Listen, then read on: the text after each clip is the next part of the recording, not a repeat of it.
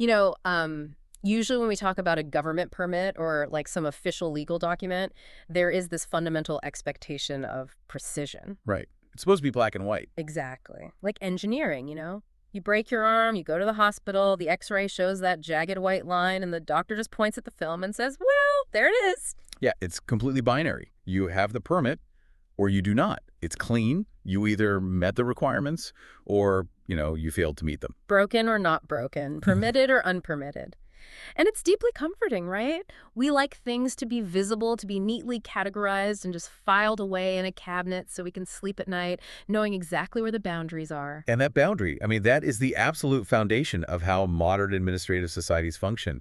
We rely entirely on that visible, categorized certainty to make decisions about our futures.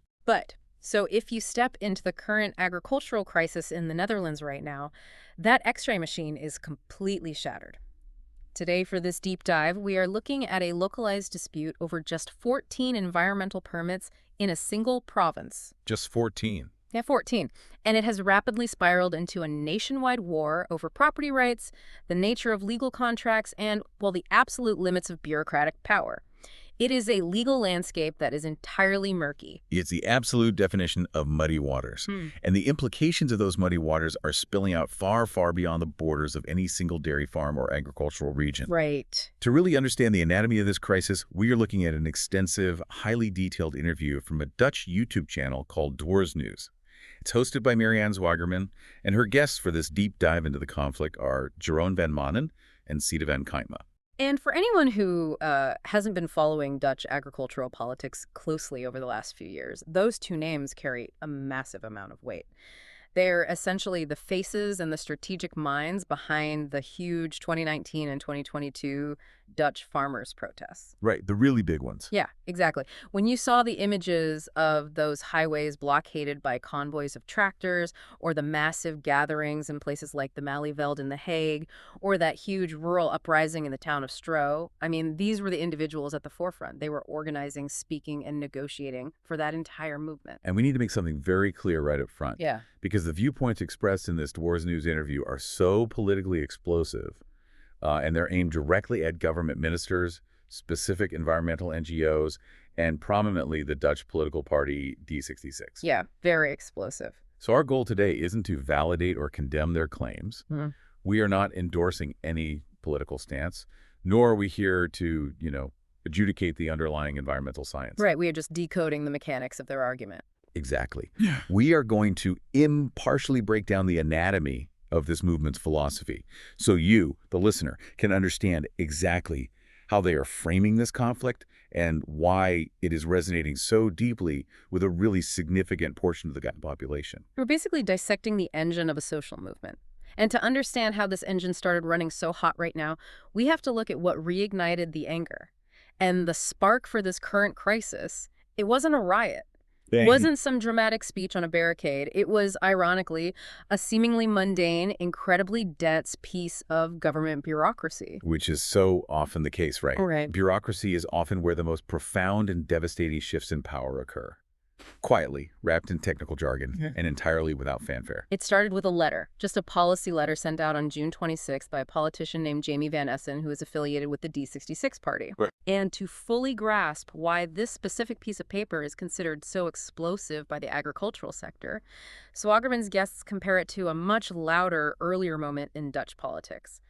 They bring up this very famous, very blunt quote from another D66 politician, Chair de Groot. Oh, wow, yes. That previous statement by de Groot was basically political blunt force trauma. Yeah, he explicitly called for a 50% reduction in the country's livestock, just caused an absolute national uproar. Because it was direct. Everyone, from the farmer to the urban voter, understood it immediately. Just cut the livestock in half. It was the ultimate catalyst for the initial waves of those massive tractor protests because the threat to the agricultural livelihood was undeniable. It was plainly stated. You didn't need a law degree to understand you were being targeted. Exactly. You just knew. But this new letter from Van Essen on June 26th, it operates on a totally different frequency. The guests in the interview argue that this new document actually hides the exact same devastating outcome, the halving of the livestock and the systemic bankrupting of family farms, but behind a labyrinth of incredibly dense, technical environmental compliance requirements. Right. It doesn't say reduce your herd by 50% anywhere in the text. Not once. It talks about like deposition matrices and habitat directives and ecological transition goals. And this is where we get into the real anatomy of administrative control. The bureaucratic strategy identified here by the source is referred to in Dutch political parlance as zoet en zoet, which translates to sweet and sour. Sweet and sour. Okay, let's break down the mechanics of sweet and sour because it is a brilliant, if terrifying way to write a law. It really is. So the sour elements of the letter are the immediate threats. These are the concrete restrictions, the new punishing compliance rules, the revocation of grandfathered rights, and the strict timelines for reducing nitrogen emissions. Right. These sour elements are hard-coded into the policy. They're locked in, short-term, legally binding, and the mechanisms for state enforcement are clearly defined. So the sour is basically the boot on your neck today. But then there is the sweet. The letter is padded with these supposed opportunities for innovation, vague promises of future transition subsidies, long-term visions for sustainable business models, collaborative government support programs. But the crucial distinction the guests point out is that the sweet elements are totally abstract. They are entirely aspirational. The sweet promises are not legally guaranteed in the same way the sour restrictions are. Right. They are subject to future budgetary approvals, changes in cabinet, and incredibly complex application processes. As the guests point out, accessing the sweet relies entirely on the citizen having absolute, unwavering trust in the government to eventually deliver on a vague promise 5 or 10 years down the line, while enduring the sour punishment immediately. And as this deep dive will definitely reveal, that reservoir of trust is completely bone dry. By packing the letter with technical jargon about, critical deposition values instead of just saying we are shutting you down, the true impact of the policy is obfuscated. Oh, absolutely. The argument presented in the interview is that the effect of this June 26th letter is actually far worse than de Groot's blunt 50% demand. It essentially forces farmers to quit through an impossible, suffocating web of administrative burdens rather than a direct mandate. It's like a death sentence by 1,000 paper cuts disguised as an environmental upgrade. And because it was disguised so well, the initial reaction was actually kind of subdued. The letter was so complex, so dense with administrative procedural language, that it took time for the agricultural sector's lawyers and advocates to translate the bureaucratic jargon into the real-world reality of what it actually meant for a generational family farm. But that abstract theoretical threat buried in a PDF, it suddenly became terrifyingly concrete in one specific place, the southern province of North Brabant. This is where the story shifts from reading dense policy papers to actual life-altering government enforcement. Out of nowhere, the provincial government of Brabant revoked the environmental permits of 14 or 15 farmers. And we have to be extremely clear here, right? These were not pending permits. No. These were not applications under review. These were legally valid existing permits that these farmers had successfully acquired, invested against, and had been operating under for years. And the fallout was instant and devastating. According to the organizers in the interview, the sheer shock of having a foundational legal document torn up by the state basically broke the spirit of many involved. Out of those initial 14 or 15 farmers, 9 have already thrown in the towel. Wow. 9 of them. Yeah. They liquidated their businesses and just quit. 5 are currently still locked in a desperate legal battle to fight the revocations. What makes this even more painful, and I think what is generating so much raw anger right now, is the timeline of how the provincial government handled this. The provincial government in Brabant allegedly forced these specific farmers to sit down at the table and work out a mediated solution, like a compromise plan to reduce emissions while staying in business. Right. And the farmers, acting in total good faith, spent vast amounts of time and their own money hiring consultants to draw up a viable, ecologically sound plan. They presented this plan at the provincial house, the politicians limped it over, and then boom. The government essentially pulled the rug out from under them. They ignored the massive effort and said, thanks for the mediation, but we are unilaterally revoking your permit anyway. It is the ultimate betrayal of the administrative process. When you operate a highly regulated business, you follow the rules, you engage in the mandated mediation, you provide the requested data, and you assume the state is an honest broker. Yeah, you have to. To have the state demand a compromise plan, only to unilaterally terminate your legal right to operate regardless of that plan, It just destroys the fundamental premise of governance. If you're not a farmer, think of it this way. It's like signing a routine terms of service agreement for your laptop. You scroll to the bottom of the software update and click agree because it's just standard jargon. Right, nobody read it. Exactly. But buried in the technical matrices on page 40 is a clause that legally allows the tech company to come to your physical house, kick in your front door, and take your computer away. And in Brabant, they didn't just write the clause. The enforcement officers actually showed up and started taking the livelihoods away. That analogy captures the visceral shock of the Brabant situation perfectly. And it highlights exactly why technical language is weaponized in policy. It is meticulously designed to bypass public scrutiny. When a policy shift is incredibly radical, like forcibly shutting down deeply rooted generational businesses to meet an abstract ecological target, stating it plainly invites immediate, massive democratic pushback. Right, because the public understands property seizure. Exactly. If you say we are seizing farms, the public riots. Right. But if you wrap that exact same outcome in the language of procedural compliance, the general public tunes out. Their eyes just glaze over. It makes it incredibly difficult for the voting public and even the victims themselves initially to realize they're facing an existential threat until the provincial enforcement officers are literally standing in their driveway demanding they cease operations. And what blew my mind in this interview is that the National Agricultural Minister didn't step in to stop this or even distance himself from what happened in Brabant. In fact, Van Manen and Van Kempma point out that the minister actually used the Brabant revocations as leverage. Yeah, it's wild. He pointed to those destroyed businesses as proof of what will happen nationwide if the entire agricultural sector doesn't quickly agree to the harsh terms hidden in that June 26th sweet and sour letter. It transforms a localized administrative action into a psychological weapon deployed against an entire demographic. It sends a chilling signal to every single farmer in the country. It says your legally binding permit, the piece of paper your bank relies on to give you a mortgage, is not a shield. It is a temporary privilege that the state can and will revoke at any moment if you do not comply with our new extra-legal demands. Which brings us to the most crucial, foundational question of this entire conflict. If these permits were legally valid, if they were granted by the state after years of environmental impact studies, how exactly is the government justifying tearing them up? Who is doing the taking? Right. This brings us to the legal ecosystem driving this crisis, and I have to warn you, the terminology used in the interview here is incredibly heavy. The rhetoric here escalates significantly, which reflects the sheer desperation of the situation. The guests use the term ecoterror to describe the legal and bureaucratic tactics being used against the agricultural sector. Yeah, they are aiming this term directly at environmental activists and non-governmental organizations, NGOs. They explicitly name a prominent activist, Johan Vollenbroek, and his organization, MOB, which stands for Mobilization for the Environment. To really understand why they are using a word as heavy as terror, we have to break down the specific legal mechanism they are critiquing. So the structural critique focuses on the concept of standing in Dutch and European administrative law. Standing is the legal right to bring a lawsuit. In many legal systems, you have to prove direct personal harm to sue.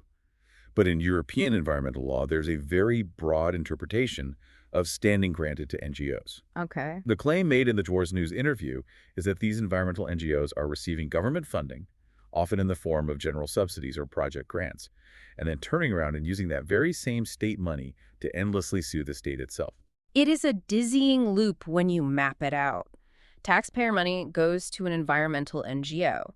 The NGO uses that money to hire specialized environmental lawyers to sue the government, demanding the government revoke the legally granted permits of the very taxpayers who funded the NGO in the first place. Yeah, that's their argument. The guests describe this as the total weaponization of the legal system. They argue these groups will use sophisticated computer models to search for any microscopic technicality, what they call a wrong blade of grass in a massive procedural yard, just to strip a citizen of their constitutional right to operate. Right. Hold on, though. If I'm listening to this and I care deeply about climate change and biodiversity, I'm going to push back here. If the government handed out permits years ago that objectively violate their own current environmental protection laws, aren't these NGOs entirely justified? Well, that's the debate. I mean, they are just doing their job. They are forcing the state to obey its own laws. Calling a lawyer demanding legal compliance eco-terror seems like a massive, dramatic stretch? No. And that is the standard and very robust defense of these environmental organizations. They argue they are the last line of defense for nature when the government fails to regulate industry. However, Van Manen and Van Kuitema address this perspective head-on. Their counter-argument is that this endless litigation has absolutely nothing to do with the genuine, holistic desire to protect nature. Okay, so what is it about? They frame this entire legal apparatus as a system of selective enforcement and what they bluntly term controlled opposition. Controlled opposition. That implies the government is basically orchestrating its own defeats in the courtroom. How does that even work? The theory presented in the interview is that the state essentially uses these heavily funded NGOs as straw men. The government, according to this view, desperately wants to clear this specific agricultural land for other macroeconomic purposes, like massive industrial development, sprawling tech campuses, or desperately needed housing infrastructure. But politically, they can't just take it? Exactly. A democratic government cannot simply seize a family farm without facing catastrophic voter backlash and massive constitutional hurdles. So they outsource the dirty work. Exactly. According to this theory, the state funds the NGOs, knowing full well the NGOs will sue them over the permits. When the NGO inevitably wins in court because the environmental regulations are written so tightly that almost no human activity is fully compliant, the government throws up its hands. The politicians look at the public and say, well, our hands are tied. Yeah. They say, we wanted to help the farmers, but the independent judge forced us to revoke the permit to save the environment. So the land is cleared, the farmer is bankrupted, and the government gets the real estate under the unassailable, morally pure guise of ecological protection. Right, entirely avoiding the political blame for the seizure. It is a systemic loophole being exploited to bypass democracy.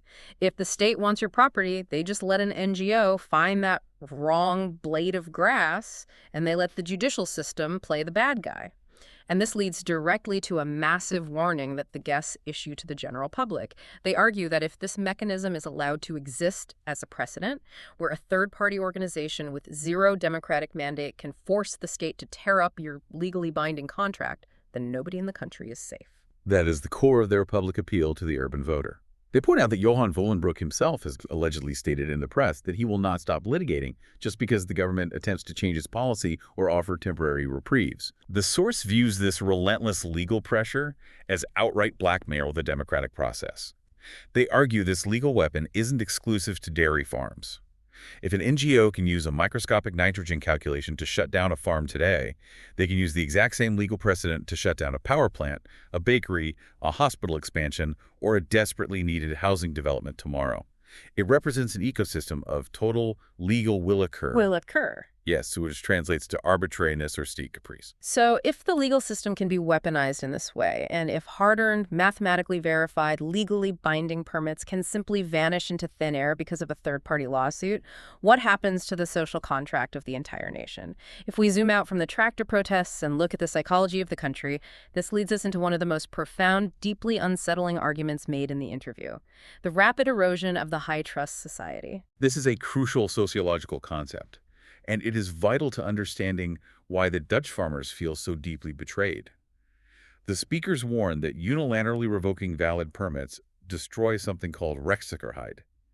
In Dutch law and culture, rechtszekerheid translates to legal certainty or legal security. Okay. It is the absolute bedrock principle that citizens can trust the law, trust the stability of regulations, and trust the agreements they make with the state. It's the deal we all make, right? If you do X, Y, and Z, you get your permit, and you can build your life upon it. Precisely.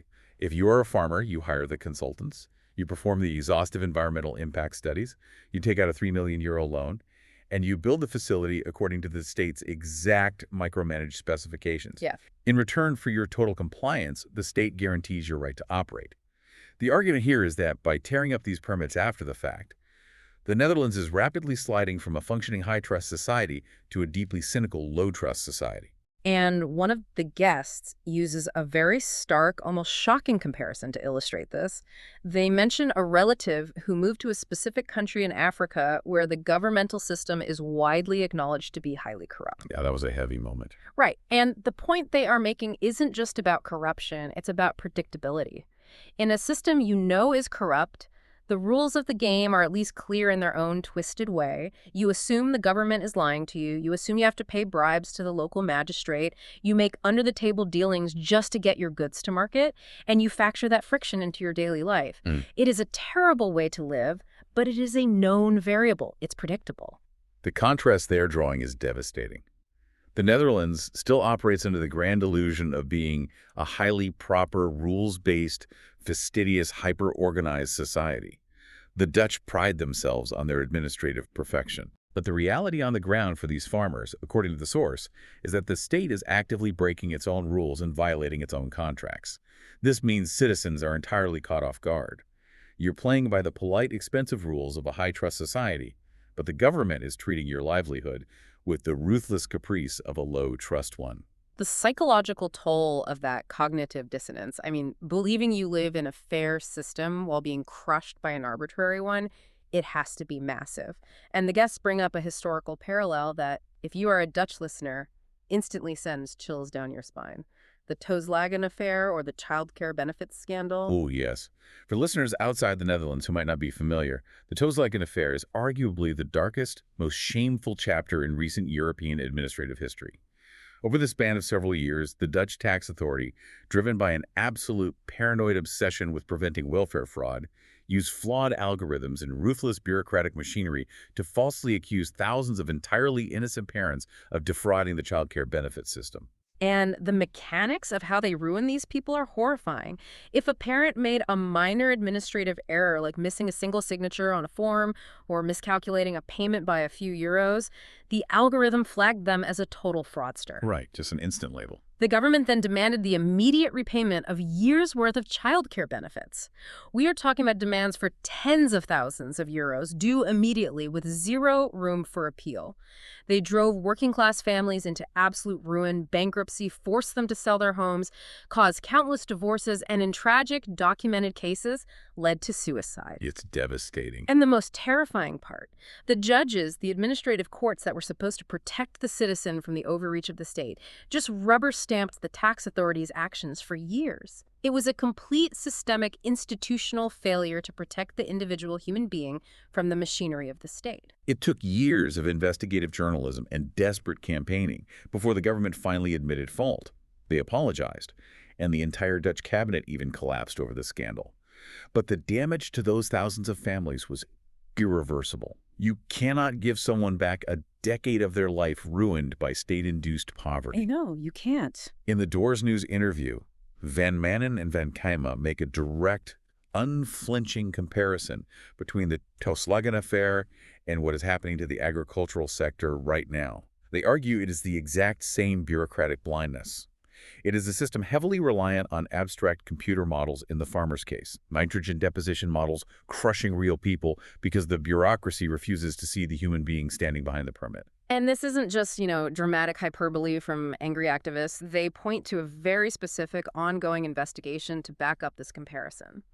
The National Ombudsman, which is the independent state-appointed official tasked solely with investigating citizen complaints against government abuse, is currently investigating the state's treatment of the farmers. And according to the source, the Ombudsman's preliminary findings suggest that the psychological terror and administrative abuse being inflicted on the farms is actually comparable to, or potentially worse than, the child care benefits scandal in terms of the state's deliberate, callous behavior.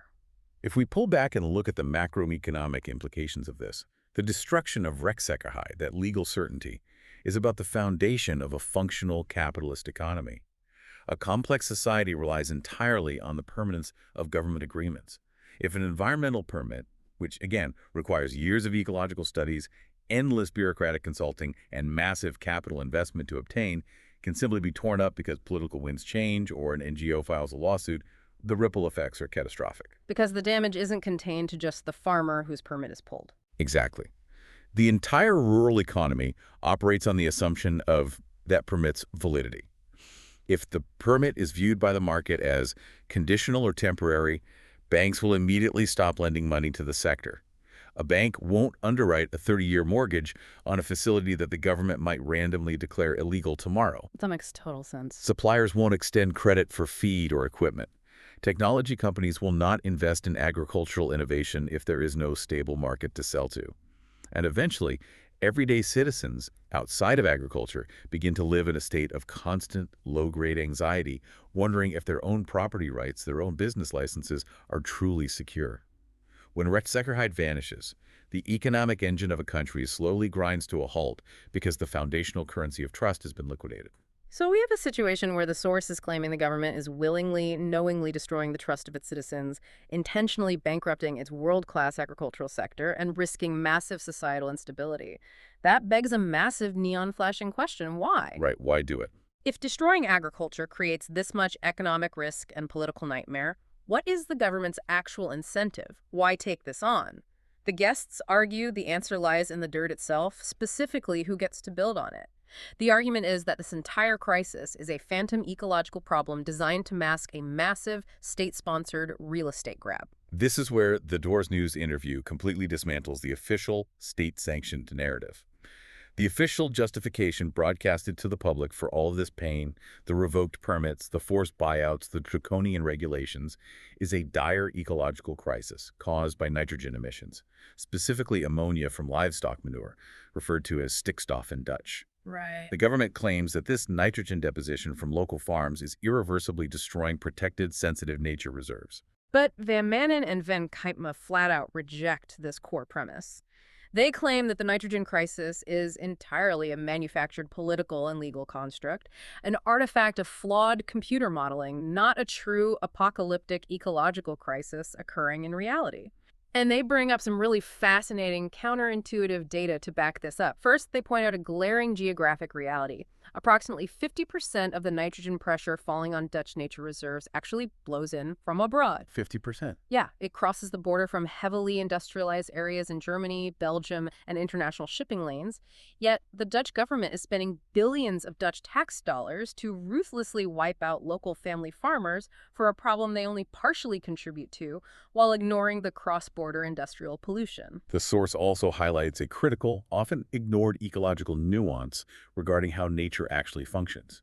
They state that nitrogen is only one of 22 different environmental stress factors that affect a nature reserve. They use a brilliant, very accessible analogy to explain the folly of this single-minded policy, the orchid. The orchid analogy clarifies the absurdity of the government's tunnel vision perfectly.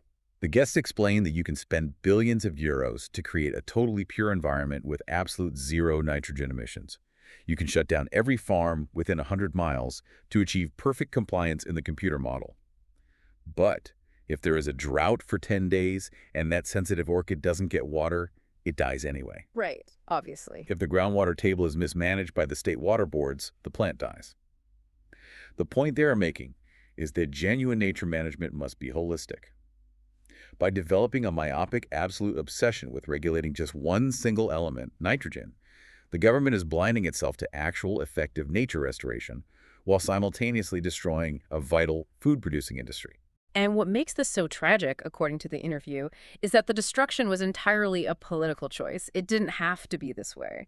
The source argues that viable, innovative, less destructive alternative solutions to reduce emissions were deliberately ignored by the state. They reference a pivotal, heartbreaking moment in 2019 when an organization called the Landbouw Collective, the Agricultural Collective, presented a comprehensive, voluntary master plan to the government. The historical context of this plan is incredibly significant. According to the interview, this voluntary proposal was a rare moment of total unity. It had the backing of the entire, highly fractured agricultural sector. Wow, okay. The plan utilized advanced engineering, feed innovation, and voluntary buyouts. It offered to achieve 3 to 6 times the government's own projected emissions reductions, and it promised to do it within just 2 years, primarily through technical innovation rather than forced state-mandated closures. It was a massive olive patch. But what was the government's response to this massive sector-wide compromise? According to the source, the former Minister of Agriculture, Carola Schouten, simply threw the plan in the trash. Unbelievable. The guests allege she bluntly stated that policy is made by the government on their side of the table, not by the farmers. The source points to this specific rejection as absolute proof that the government's primary goal was never actually solving the nitrogen problem or saving the orchid. Their goal was maintaining administrative control and continuing the unrelenting process of removing farmers from the rural landscape. Which leads directly to the ultimate, most explosive accusation made in this interview. If the goal of destroying the agricultural sector isn't actually about saving nature, what is the underlying motive? The source claims, unequivocally and with intense conviction, that this entire crisis is a state-sponsored land grab. A land grab. The accusation is that the theoretical nitrogen space, the emissions permits that are freed up when a farm is bankrupted, bought out, or has its permit revoked, are not being retired to help nature recover. The environment isn't getting cleaner. Instead, those permits are quietly being handed over or sold to non-agricultural heavy industries. The precise phrase they use to describe this transfer is trading green space for gray space. The rural landscape is being fundamentally re-engineered.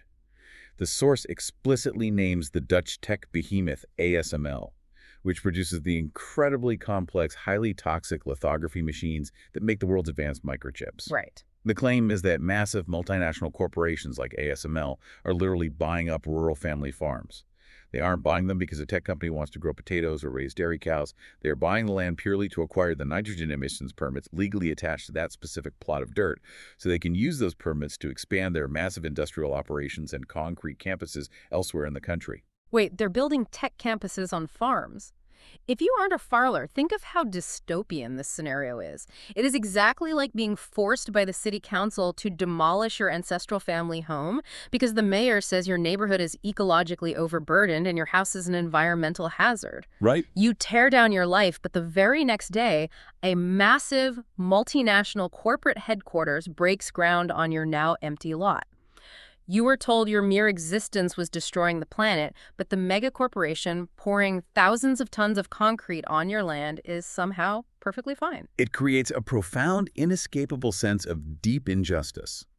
The source is arguing that the Dutch family farmer is being ruthlessly scapegoated and sacrificed, not for the climate, not for the orchids, but to facilitate the unhindered expansion of the industrial and technological sectors. The convoluted nitrogen policy, the impossible compliance matrices, the revoked permits, in their view, these are all just the administrative mechanisms of transferring wealth and land from the rural citizen to the corporate state. So, if the fertile farmland is paved over for tech campuses, data centers, and gray space, what happens to the food? This brings us to a massive pivot in the source's argument that shifts the stakes from a local dispute over property rights to a terrifying question of global survival. We are talking about the grand illusion of outsourcing a nation's food security. The speakers in the interview become deeply passionate, almost pleading on this specific point. They argue that a fundamental non-negotiable pillar of a stable, secure, sovereign country is the ability to control and produce its own basic food supply. The government's implicit policy, and sometimes the explicit suggestion from urban politicians, is that in a hyper-globalized, heavily networked world, the Netherlands, a tiny, densely populated country, doesn't need to dedicate so much space to producing food. They think it's cheaper to just import it. Right. They argue it is economically more efficient to build data centers and just import the food from elsewhere. The guests in the interview view that specific mindset as not just incredibly naive, but existentially dangerous. They warn that the moment a true, severe global crisis hits, whether it is another massive pandemic, a localized climate disaster, a breakdown in maritime shipping, or a major geopolitical conflict in Eastern Europe, exporting countries do exactly one thing. They immediately close their borders. Absolutely. They secure their own citizens' calories first. It is basic human nature. You cannot feed your population with microchips, and you cannot negotiate complex trade deals with a starving, rioting populace. The source paints a very grim picture where relying on long global supply chains means a Dutch government official might eventually have to look the citizens in the eye and say, sorry, the ships aren't coming. We have no food for 3 weeks. And beyond the sheer, terrifying availability of calories in a crisis scenario, there is the day-to-day reality of what importing food actually means for consumer health, environmental ethics, and global ecology. The average Dutch citizen demands exceptionally high standards for animal welfare, limits on chemical fertilizers, and strict antibiotic use. Yeah, they do. The source points out a massive, blinding hypocrisy in the government's approach. By deliberately shutting down heavily regulated domestic farms, the Netherlands isn't consuming less food, they're just forced to import that food from countries with vastly inferior, often brutal standards. They give some very specific, deeply unsettling examples to prove this point. They cite a recent massive ban on imported Brazilian meat because upon inspection, it was found to be loaded with illegal, dangerous medication that is strictly prohibited in Europe. Oh, wow. Yeah, and they point out that if you eat an imported egg or a processed food product containing eggs, it might very well come from a massive battery cage facility in Ukraine. A brutal, highly polluting method of keeping chickens that has been strictly banned in the Netherlands for decades due to severe animal cruelty.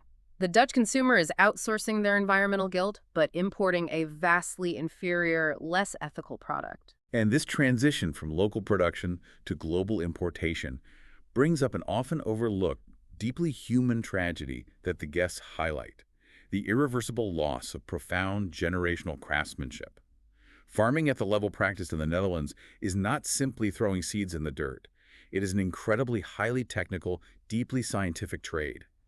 It involves a granular understanding of soil microbiology, advanced veterinary medicine, complex genetic tracking, and the operation of multi-million-euro robotic technology. It's basically an advanced science practiced in mud boots. Exactly. And the stark demographic reality of the Dutch agricultural sector is that many of these highly skilled farmers are at or past retirement age. If the government successfully wipes out this current generation of farmers through forced buyouts, relentless bureaucratic harassment, and permanent revocations, that generational knowledge is extinguished forever. You can't just get it back. No, you cannot just flip a switch, run a 6-week government training course, and restart the agricultural industry when a global famine hits. That level of expertise takes multiple generations of trial, error, and lived experience to cultivate. And the source points out that this expertise isn't just retiring, it is actively fleeing the country. They talk about a massive, tragic brain drain. They mention the Dutch town of Barneveld, which is apparently globally renowned as the absolute epicenter of agricultural engineering. The builders in Barneveld designed the most advanced, highly efficient, low-emission agricultural facilities in the world. They invent the air scrubbers, the closed-loop systems, the technologies that actually solve environmental problems. But according to the interview, these world-class, brilliant engineers are looking at the deeply hostile, legally capricious environment created by the Dutch government, throwing their hands up in despair and moving their entire operations abroad. They're taking their patents and their engineers to Saudi Arabia. They're going to rapidly developing countries in Africa. Wow, that is... The source points out the bitter, tragic irony of this reality. Dutch engineers are using Dutch technology to help Saudi Arabia secure its domestic food supply in the desert, while the Dutch government is actively legislating its own perfectly optimized food supply out of existence. The irony is staggering. The Netherlands is scientifically ranked, and the guests specifically cite prestigious peer-reviewed publications like Nature.com to back this up, as having a top 3 most sustainable, highly efficient agricultural system on the entire planet. They produce absolute maximum yield with minimal inputs relative to the rest of the world. Right. So by crushing local farming in the name of saving the local environment, the government is essentially dismantling the most efficient food-producing engine on the planet, only to force its own citizens to consume less sustainable, highly medicated, ethically dubious food shipped across the ocean on heavy fuel-burning container ships. It is a logical paradox that the source argues makes absolutely zero sense unless you view the entire policy through the cynical lens of a corporate land grab. So with all of these massive stakes clearly defined by the source, the catastrophic loss of fundamental property rights, the societal transition to a paranoid low-trust society, the outsourcing of national food security, and the perceived total overreach of an unchecked, unelected bureaucracy. What is the response? Yeah, what do they do? How do citizens fight back against a system that operates in the shadows through dense policy letters and closed-door courtroom maneuvers? This brings us to the climax of the source material and the focal point of the movement's immediate physical action. August 14th in the city of Den Bosch. The organizers in the interview outline a very specific, highly strategic convergence of events. On August 14th, the provincial government of North Brabant returns from its summer recess, and the very first item on their agenda, taking place inside the provincial house in Den Bosch, is a full-day, highly contested political debate about those 14 revoked environmental permits that started this entire new wave of panic. The farmers and their massive network of allies are entirely unwilling to let this debate happen quietly behind closed doors, hidden from the public eye. The organizers in the interview are meticulously planning a massive, overwhelming physical gathering right outside the provincial house. They are organizing logistics to bring at least 10,000 people to the square. It is designed to be an unavoidable physical manifestation of public anger. They are setting up a massive stage, they have a curated lineup of high-profile speakers, and crucially, they are setting up massive jumbotron screens in the square. Oh, wild screens. Yeah, these screens will live broadcast the internal, normally ignored political debates happening inside the building directly to the massive crowd roaring on the street outside. It is a direct, confrontational action to strip away the secrecy, the sterile environment, and the bureaucratic isolation of the political decision-making process. They want the politicians to feel the breath of the public on their necks. And there is a very specific, high-stakes political maneuver they are attempting to pull off on that stage. The organizers have publicly invited the mainstream, historically moderate agricultural union, known as LTO, and specifically its prominent figurehead, Geert Koopmans. The history here is important, right? The relationship between the radical grassroots protesters and the formal polished union, LTO, has historically been very tense, often fractured. But recently, LTO crossed a line and issued a formal scathing motion of no confidence against the national minister over this exact issue of the revoked permits in Brabant. So the grassroots organizers see a massive strategic opening. They want Geert Koopmans to step out of the boardroom, stand on their stage on August 14th, look out at 10,000 angry citizens, and explicitly, unconditionally demand that J.B. Van Essen's disastrous sweet and sour letter, the document that triggered this entire existential crisis, be taken entirely off the table. Right. No compromise. Exactly. They don't want it negotiated. They don't want the sour parts amended. They demand it be completely, officially withdrawn and burned. It is a demand for a unified, unbreakable front. If the formal institutional union and the massive grassroots activist base align on a single hardline demand, it vastly increases the political pressure on the coalition government, potentially threatening its stability. But Van Manen and Van Kuytma are acutely aware that farmers alone, making up a tiny percentage of the population, cannot win a war of attrition against the state. The most urgent, desperate part of the interview is their broader emotional call to action directed squarely at the general urban public. They are practically begging regular citizens, teachers, nurses, shop owners, mechanics, people who have never set foot on a farm, to wake up and join them in Den Bosch. They are asking people to organize carpools from the cities. They're asking citizens to hang the Dutch flag upside down, which has become a deeply potent, ubiquitous symbol of national distress and anti-government protests across the country. Yeah, you see those everywhere. Right. They're asking people to tie the traditional red farmer's handkerchief to their car mirrors and simply to show up in the square and be counted as a dissenting voice.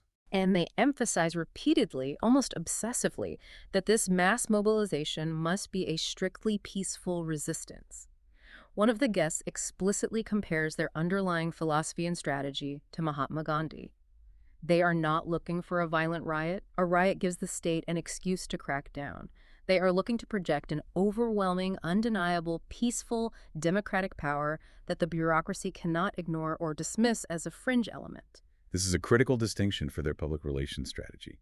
They desperately want to demonstrate to the media and the politicians that this movement isn't a small group of radicalized, angry agriculturalists, but a broad, deeply rooted coalition of the working and middle class who feel completely alienated, terrified, and betrayed by an arrogant administrative state. So what does this all mean for you, the listener, sitting at home, maybe in an apartment in a city miles away from a cow?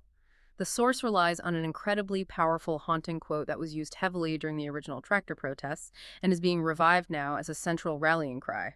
When injustice becomes law, resistance becomes duty. The guests are looking directly through the camera and telling you, the listener, that if you look away when a farmer's legally binding permit is arbitrarily revoked by a government-funded NGO lawsuit, you are complicit in setting a legal precedent that will inevitably eventually swallow you too.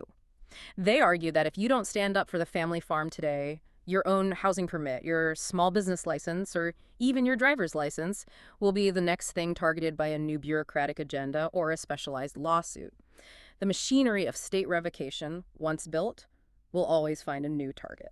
As an analyst evaluating this strategy, it is entirely clear that the organizers do not expect the provincial government of Brabant to magically, instantly reinstate those 14 revoked permits on the afternoon of August 14th just because people are shouting outside. They deeply understand that the bureaucratic wheels grind slowly and legal precedents take years to unravel. Right, they aren't naive enough to expect a fairy tale ending where the politicians come out and apologize that very day. Exactly. The true underlying strategic goal of mobilizing 10,000 people in Den Bosch is massive psychological shock value. It is meant to deeply shock the political class into realizing that their long-standing divide-and-conquer strategy, pitting the urban environmentalist against the rural farmer, has catastrophically failed. The goal is to prove, physically and undeniably, that the urban-rural divide has completely closed. Yeah. They want to show that the general public is now genuinely terrified of their own government's unchecked, arbitrary, bureaucratic power. They want the politicians, sitting in their sterile chambers, to look out the window and see a completely united, furious society pushing back against a purely administrative state that has forgotten who it works for. It is an incredible, complex, and frankly terrifying journey that this source has laid out. We started by dissecting a dense, almost unreadable bureaucratic letter, analyzing the insidious nature of the sweet and sour policy trap. We saw how that abstract theoretical policy violently collided with reality, resulting in the devastating revocation of legally valid permits for 14 families in Brabant. We examined the mechanics of the legal system, exploring how state-funded NGOs use the concept of standing to endlessly litigate the state, a process the source vehemently labels as eco-terror. And we discussed how this systemic betrayal of contracts is rapidly eroding the fundamental foundation of a high-trust, functional society, drawing dark parallels to the Toeslagen affair. We looked at the argument that the entire nitrogen crisis is a manufactured phantom problem meticulously designed to bypass democracy and facilitate a massive land grab for corporate titans like ASML, relentlessly trading the green space of the rural landscape for the gray space of tech campuses. Right. And we discussed the terrifying existential implications of willfully outsourcing a sovereign nation's food security to countries with vastly inferior standards, recklessly throwing away world-class Dutch agricultural engineering and craftsmanship in the process. All of which culminates in the massive looming showdown on August 14th in Den Bosch, where the rural population, the unions, and everyday citizens hope to draw an unbreakable line in the sand against the administrative state. It is a massive amount of information and perspective to process. It truly is. And this raises a profound, uncomfortable question for you, the listener, to deeply consider as you look at your own life and your own community, regardless of what country or political system you live in. How much of our daily security, our homes, our livelihoods, our ability to plan a future for our children relies entirely on the invisible, fragile assumption that the government will simply honor its past agreements and act as an honest broker? Yeah, that's the big question. When that assumption breaks down, when the legal contract between the citizen and the state is shredded as easily as the source argues it has been in the Netherlands, how quickly does a civilized, orderly society begin to unravel into something much darker and less predictable? That is a chilling thought to carry with you. And I want to leave you with one final, provocative thought to mull over. One that builds on everything we've decoded today, but looks at the ultimate philosophical endgame of this kind of policy. If a modern nation deliberately decides to optimize its physical land purely for the absolute highest financial and economic output, willingly trading its deeply rooted generational family farms for massive, sterile tech campuses, and deciding it is simply cheaper and more efficient to import its vital calories from overseas on heavy fuel container ships, at what point does a country stop being a true society with a unique culture, a living landscape, and an independent identity, and just become a massive, highly profitable, but ultimately fragile and vulnerable industrial park? When you look closely enough into the muddy waters of bureaucratic policy, the reflection staring back at you might not be the resilient, independent country you thought you lived in. It might just be a balance sheet. Yeah. Exactly. The X-ray machine is definitely broken, and the diagnosis is incredibly complex. Thank you for joining us on this deep dive. Keep questioning the systems and the information around you, and we will see you next time.